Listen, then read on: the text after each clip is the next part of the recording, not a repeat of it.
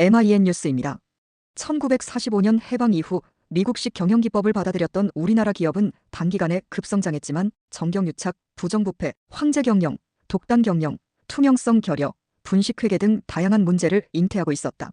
1988년 서울올림픽을 계기로 세계화를 부르짖었지만 1997년 국제통화기금 IMF 외환위기, 2008년 글로벌 금융위기로 큰 좌절을 경험했다. 하지만 경영의 투명성, 합리적 의사결정, 상생의 기업 문화 등을 강조하는 서구식 자본주의 시장경제의 진면목을 파악하지 못해 위기 상황은 지속 중이다. 군사독재가 공무원 사회를 적극 오염시켜 12.3 비상계엄령 사태에 연루된 고위공직자 처신이 데자뷰. 필자는 1990년대 초부터 내부 고발에 대해 본격 연구하기 시작했다. 당시에는 내부 고발자를 조직의 배신자로 규정하는 분위기가 팽배했다. 동료를 배반하고 조직을 팔아먹는 배신자라는 프레임은 내부 고발자의 생존마저 위협했다. 국민의 세금으로 월급을 받는 공무원조차도 끼리끼리 문화를 강조하며 국민을 속이는 것을 두려워하지 않았다. 공무원은 1970년대까지 공정 마인드와 봉사정신으로 충만해 사회 구성원으로부터 존경을 받았다.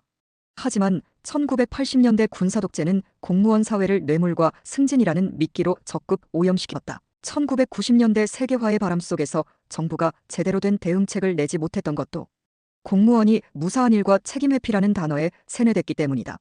공무원 조직은 1990년대 중반부터 거세게 분 정부와 바람에도 저항했다.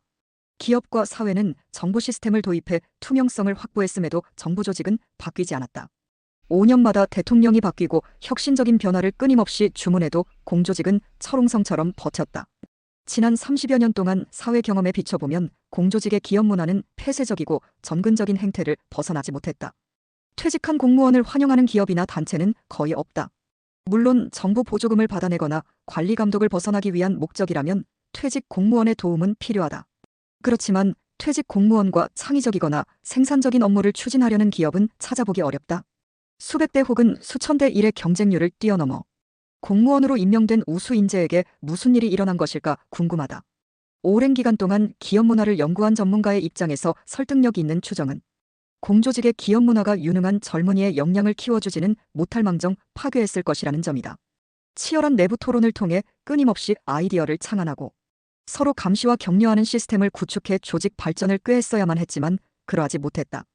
최고 정책 결정권자나 부처 장차관의 눈치나 보면서 변화를 거부하는 기업 문화에 젖어들면 위험하다. 감사원이나 금융감독원 등 감독기관마저도 비슷한 상황에 처해 있다. 2024년 12월 3일 발령된 비상계엄령 사태에서 보여준 고위공직자의 처신을 보면 공직사회의 문제점이 무엇인지 명확하게 파악할 수 있다. 이들 모두 자신의 출세와 자리 보전을 위해 불법적인 명령에 따른 결과를 감당하기 어려울 것으로 전망된다. 엄중한 법적인 책임 외에도 도의적, 정치적 책임은 본인뿐 아니라 가족에까지 부과될 것으로 예상된다. 2부에서 계속됩니다. 오늘도 즐겁고 행복한 하루 보내시기 바라며 구독과 좋아요 부탁드립니다.